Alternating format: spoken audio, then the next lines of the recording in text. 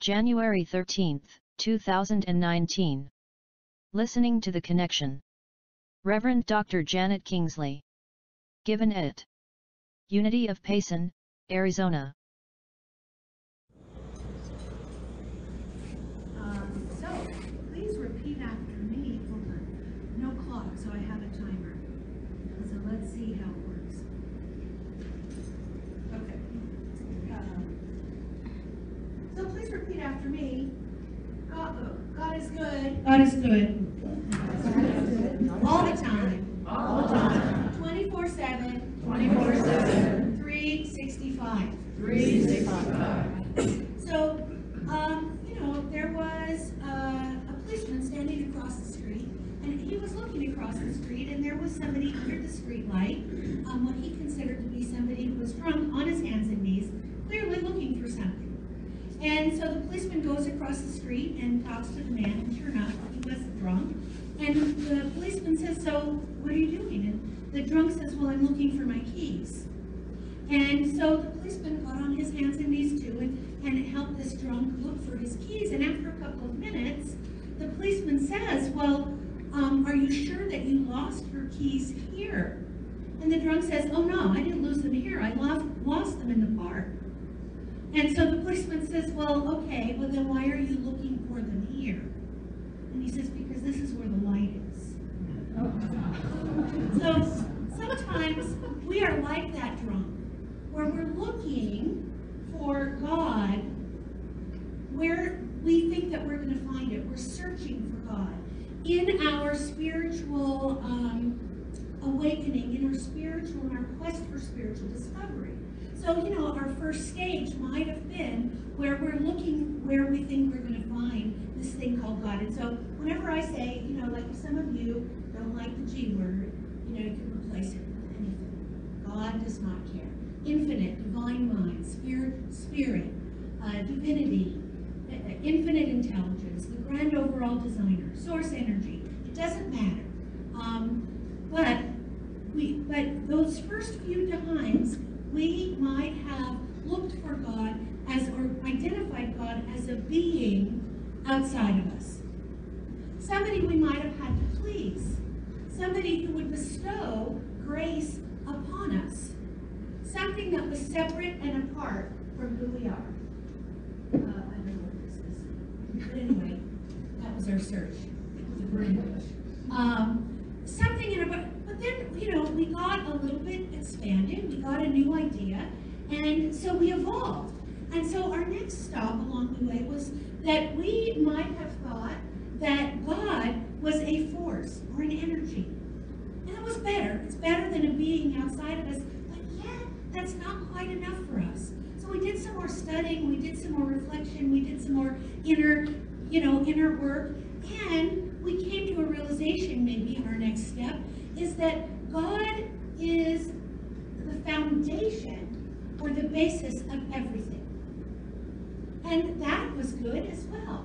That's the basis, that there's a divine right order taking place in the universe, right?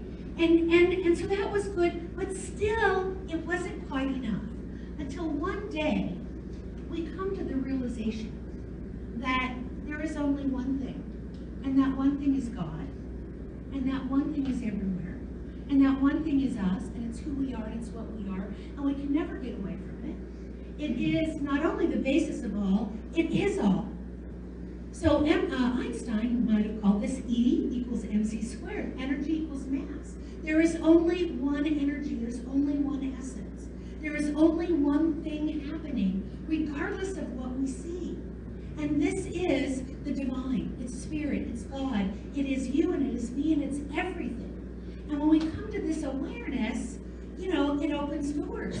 It opens, a sense within ourselves that this thing called God, this thing called life, this thing called energy, essence, love, courage, delight, joy, effervescence, is who we are.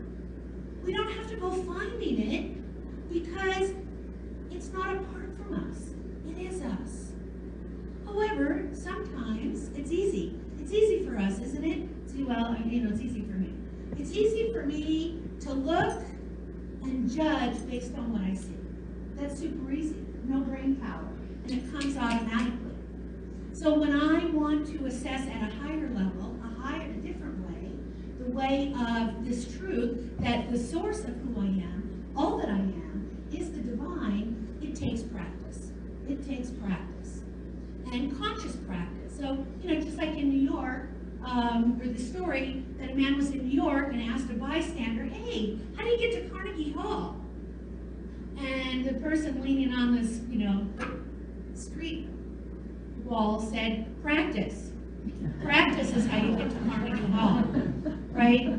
So we need to practice as well. We need to practice. We need to practice listening to that divine connection. We need to practice tuning in and realizing the awesomeness and the magnificence that we are regardless of what it is that our eyes are seeing. Practice. And so today I want to talk a little bit about practice. So the Arctic tern. The Arctic tern lives about 7 degrees south of the North Pole. And every year, it migrates all the way to Antarctica. And not just in a straight line, kind of like like an S pattern, every year. Round trip, 44,000 miles. Now, I can't even navigate Phoenix, right, without a map. 44,000 miles.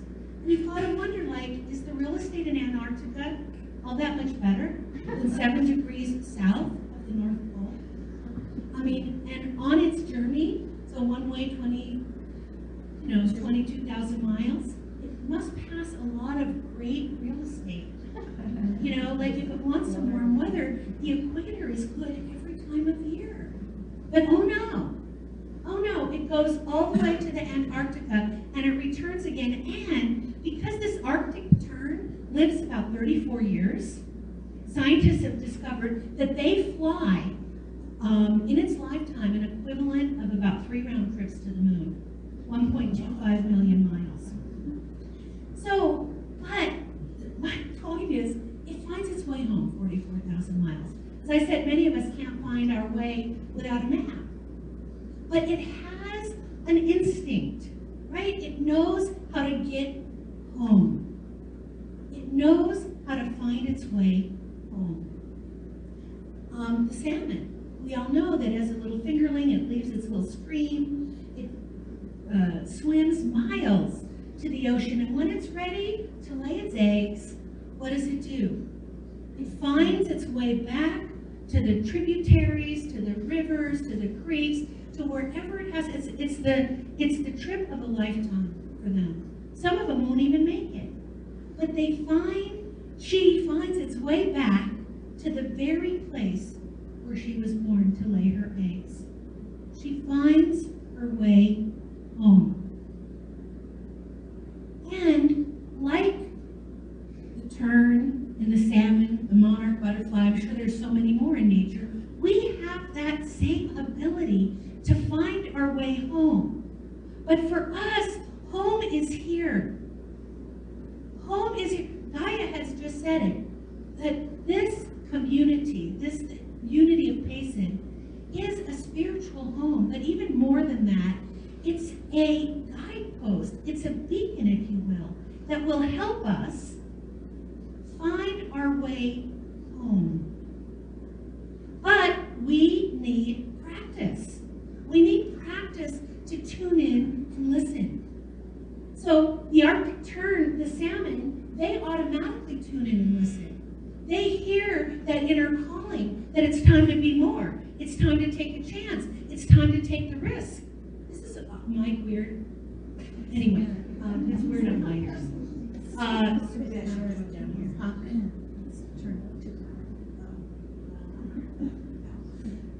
Anyway, I digress. They're tuned in to that. They have, let's pretend they are humans and they have ears. They're listening. That divine voice is saying, oh, tern,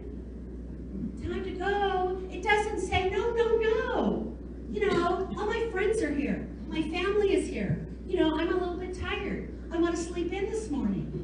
And next year it's the same old, it's just like making your bed. I don't want to make my bed because I just have to do it again tomorrow, right? No, it listens. The same with the salmon. There is this, I want to call it this definition of grace. Something is pulling it higher. Something is pulling it forward to make the journey so that it can be the turn that it is meant to be. So that it can be the salmon that it is meant to be. And so just for us, we need to tune in and listen to that divine voice, that inner whisper that is calling us home and calling us higher so that we can be the ones that we are meant to be. That we can share our gifts in the way that we're meant to share them. That we can share our brilliance, that we can be the healers, the helpers, the listeners, the dancers, the laughers, the singers, the guiders, the mentors, the teachers, whatever it is that we're meant to be. But we need to follow that call. We may need to practice.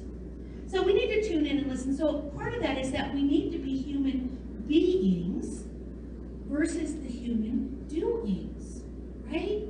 So it's easy to assess, can we be peace when all around us is discord? Can we know health even if our body doesn't look like it's the picture of health? Maybe we have a diagnosis. Can we be joy in the midst of turmoil? Can we tune in and listen to that inner voice amidst all the monkey mind chatter that's going on in our brain?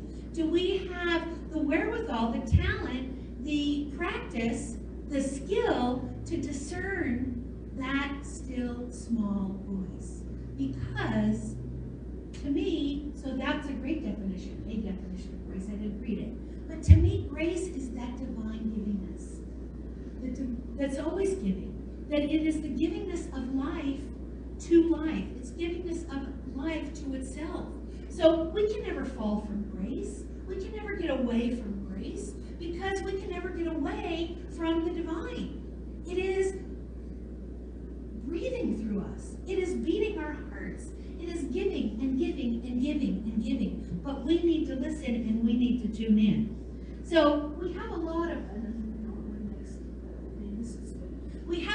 information sources, right? The news, the TV, the media, a lot of information.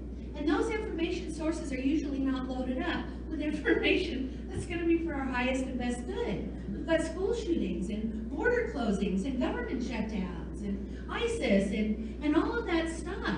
We need a higher information source. And we have that higher information source. It's never silenced. It's never silenced. But the information sources that sometimes we listen to with our human ears is so loud, right? And the opinions of others are so loud. Our belief systems that we grew up with are so strong that when we have that whisper that says, darling, no, you can't hear me. The whisper that says, darling, but listen, darling, I'm here. Sweetheart, you are loved, you are beloved, you are more than you know you. We don't hear that because we're overloaded, we're bombarded with that other noise. We need to be still. We need to listen. We need to be open to those possibilities. We need to imagine those possibilities, and that's what we need to do is imagine. Think new thoughts. Think the thought that, could say, imagine that. Imagine a community who is not moved by appearances, and therefore appearances move. Imagine that. And we need to imagine. So my definition of grace, I already told you that. Okay, so I have a couple of affirmations. Okay, well, you can read. God is a God of miracles. Want to repeat that? God is a God of miracles. God is a God of better than expected outcomes. God is a God of better than expected outcomes. No matter how big my problems are, God is bigger. No matter how big my problems are, God is bigger.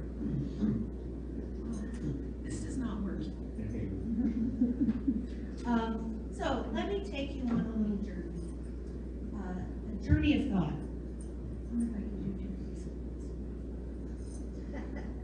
So we're taking a walk along, out from the suburbs of Payson. Out, our shoulders are just, just out in the air.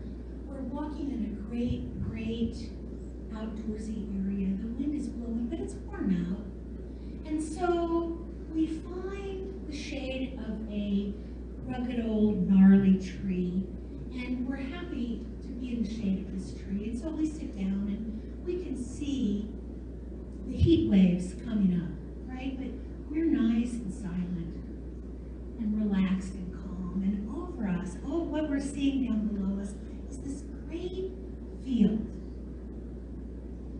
This great field. And on this field are some sheep.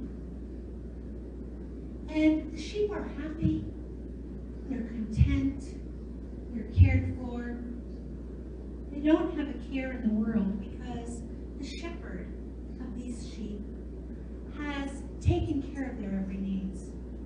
The shepherd has guided them to this field where it's green.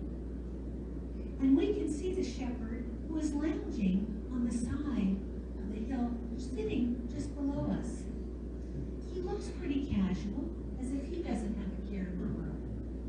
But we are not fooled by his appearance, because we know that the first sight of danger to his flock, to his charges, he'll be up like a flash, willing if need be to give his life for his charges. All of their life, he has cared for them. He has made sure that they have enough food. He always guides them to where the best food is. He takes care of their needs. He clears away. He knows the dangers that might befall them. And though he is a lowly shepherd, to the sheep, he is a veritable God. And to us, he might seem simple in the ways of the world. In the hustle bustle, maybe he doesn't know anything about computers, for example. But he knows about sheep. And the sheep trust him. They follow his voice, and they know his voice among all others. And at the end of the day, he safely and calmly guides them home. And so I wonder if we have the faith, the wisdom of those sheep. Are we wise enough to be able to recognize the voice of our shepherd, the voice of the divine within, and follow it? Are we wise enough to realize that we are never alone? Are we wise enough to know and remember that right where we are, God is? Are we wise enough to practice, to listen to that voice? Are we wise enough to turn away from the small-mindedness to the grandeur that the world has been offering us every moment of every day? Or are we tuned in to that I like to call the monkey mind voice? So, are we wise enough? Now, again, we need to trust, we need to practice, we need to listen. I don't know if it comes naturally, maybe, but especially in today, I can only speak for me. In today's day and age, when I personally am bombarded, right? I don't watch the news, but still I'm bombarded by email.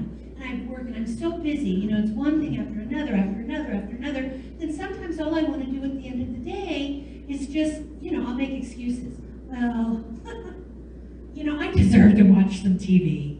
I deserve to just zone out and do nothing. I mean, after all, I've worked hard all day. After all, and then sometimes I'll feel a little bit guilty because I'm not moving forward in the direction of my dreams. But I have that little, it's like a push me, pull me.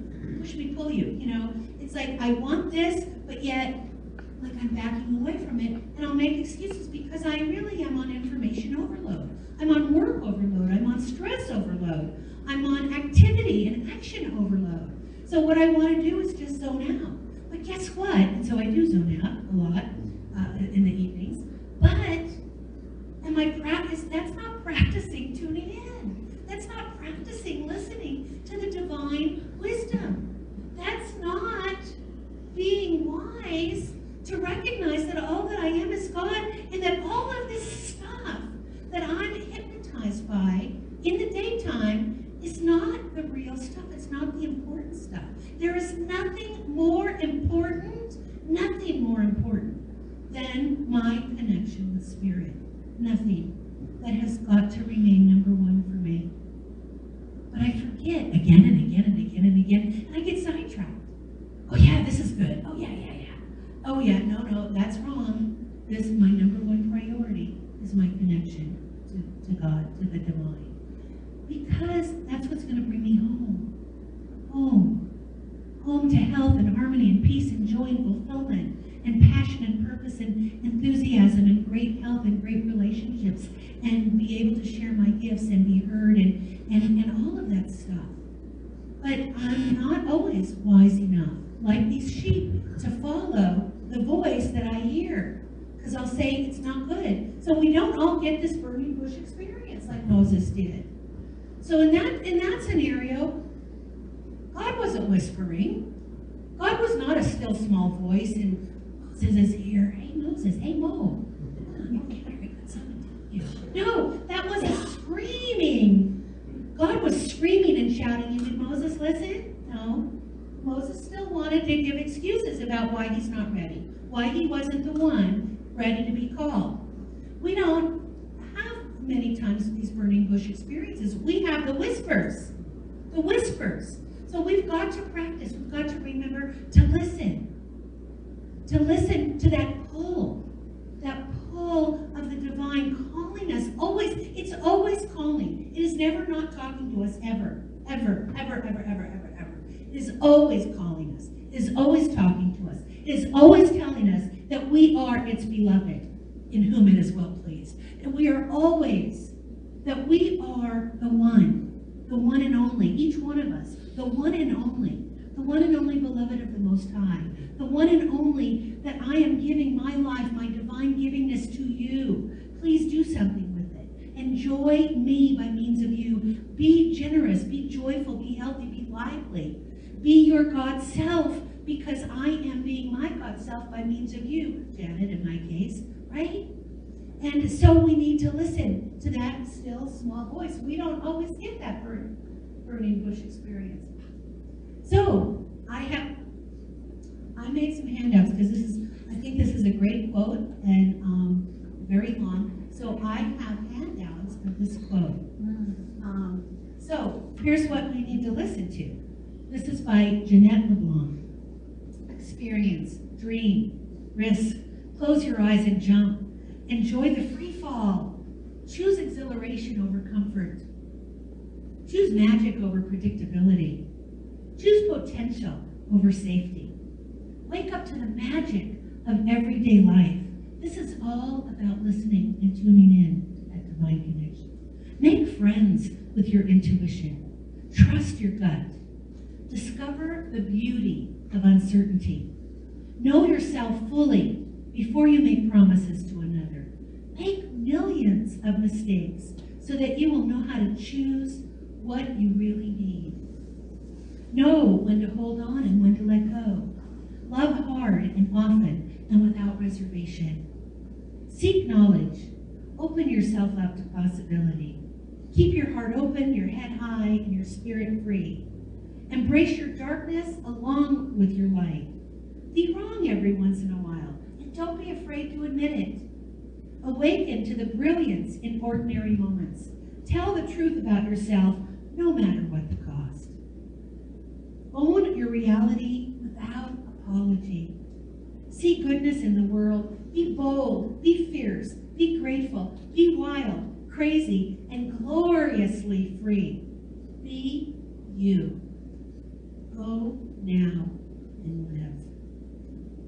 So my end question is, do we have the courage go now and live. To be bold, to be gloriously free, to be the being that we were created to be. Do we have the courage to say yes to our dreams? Do we have the courage to walk confidently in the direction of those dreams? Do we have the courage to be open to love, which means maybe also being open to hurt? Do we have the courage to tune in and listen to that divine connection and follow where it's whispering us to go, even though it's scary? Do we have the courage to remember that right where we are, who we are, is nothing other than God? Do we have that courage to be open and to open our hearts and our minds to our infinite possibilities?